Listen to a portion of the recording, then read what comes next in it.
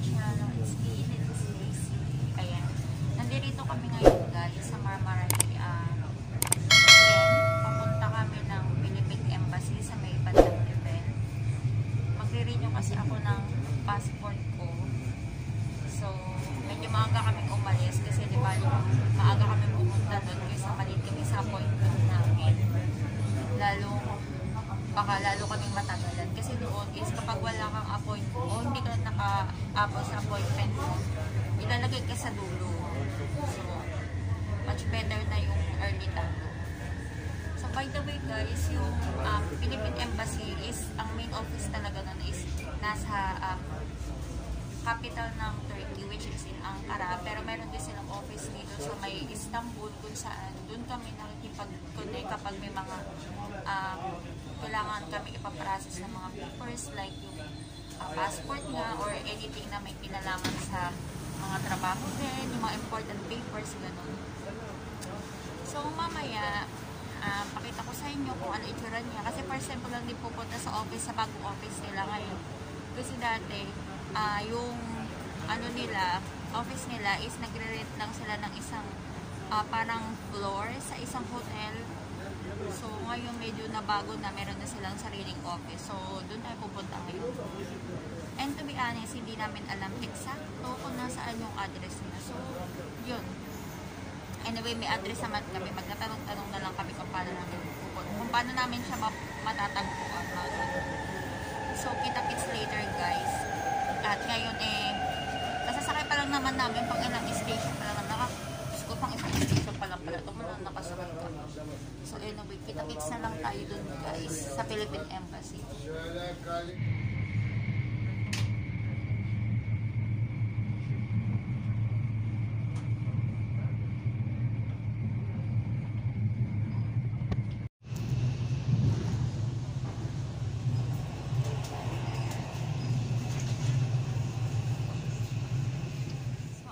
Guys, nakalabas na kami ng aming first train.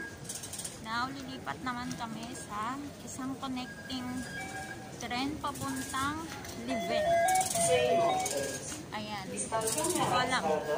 Saan ba kami? Okay.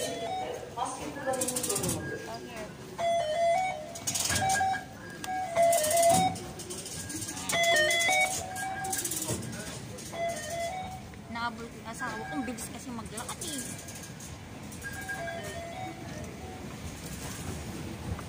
Ayan. So ngayon, ito. This is the last train we will ride in. Oh, they have another one. Going to Leuven. This is the last train.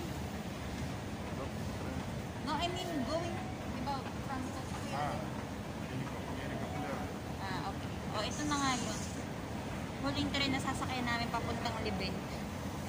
Pero pagdating doon, syempre magtatanong-tanong kami kasi hindi naman namin alam kung saan talaga yung office ng Philippine Embassy. So, pero buti na taga-maga kami umalis. Para kahit maligaw kami, hindi kami malili. So, ayan. Grabe lang ay. Pinapakita ko pa yung case. Ang gaganda ng ano nila. Oh.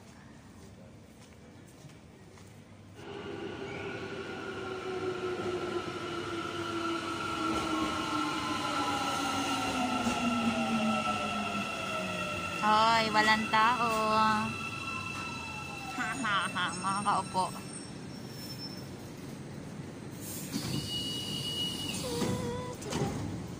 Okay.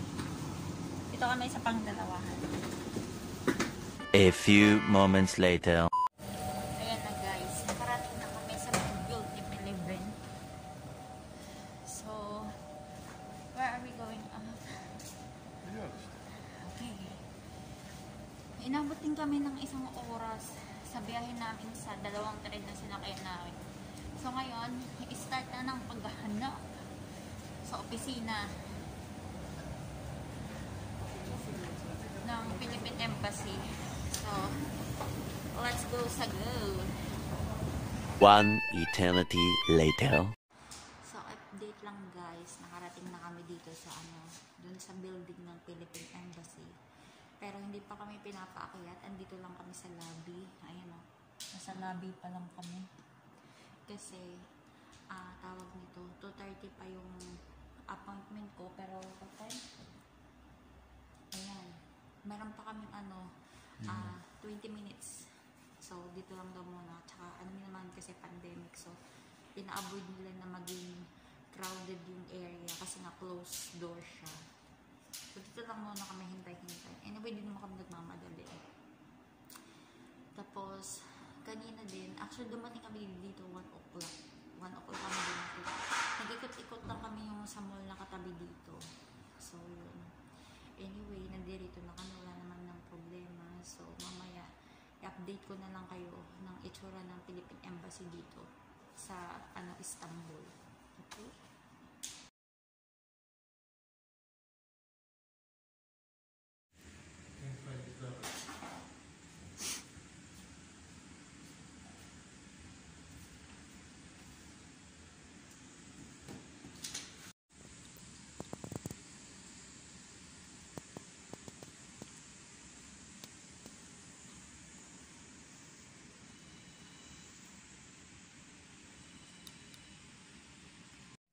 So, ayan guys. Andito na ako sa loob ng Philippine Embassy. Nakapagpaano na rin ako. Napacheckan ko na yung aking passport kung tama yung na-fill-upan ko dun sa formula. Tapos nakapagbayad na rin ako. So, ngayon waiting lang ako na mapicturan at saka tawag nito mailagay yung information ko dun sa computer. So, ayan. Ayan sila guys. Tapos ang ganda lang ng background dito. Diba? Ang ganda ng scenery niyo. Tapos ang kagandahan lang ngayon, hindi siya matao, kaya mabilis. Tsaka everyday na rin kasi yung office nila. Kaya hindi ganun kadagsa ang tao ngayon. So, yun lang. So, waiting lang ako matapos yung isa kay ate. Tapos ako na, ayun pala may pa-finger prick pa pala dun. So, waiting lang natin siya, 48 hours later. So, ayan guys, tapos na ako na kapag-process na ako ng pagre-renew ng aking passport. At nasa labas na ako ng building. Pasensya na hindi ako ganun nakapag-video too much. Gawa ng, syempre, ayoko din mag-stay ng matagal din doon. Gawa ng, ayaw din nila ng masyadong may nag-i-stay doon. Gawa nga ng itong pandemic na rin. So, kahit ako, hindi rin ako nag-stay ng matagal. Pero anyway, natapos na siya. Waiting lang ako ng mga siguro 2 months, ganyan, para makuha ko yung aking bagong passport. Tapos? So, ayun guys, kita-kita lang tayo sa bahay. Hindi ko kasi alam kung uwi na ba kami diretso or may pupunta kang kakaliman. So, if ever kung ano man sila ang gagawin namin, sa bahay na tayo magkita-kita, okay? 1 eternity later. Ayan guys, bahay na kami. Nakakain na rin kaming dalawa. As you can see, pagod. Kasi after from Philippine Embassy, nagpunta kami ng office. Ayan inaalok kayo ng shalgam. Shalgam guys is beetroot juice. Hindi ako na-inom yan. Hindi ko bubit ang lasa.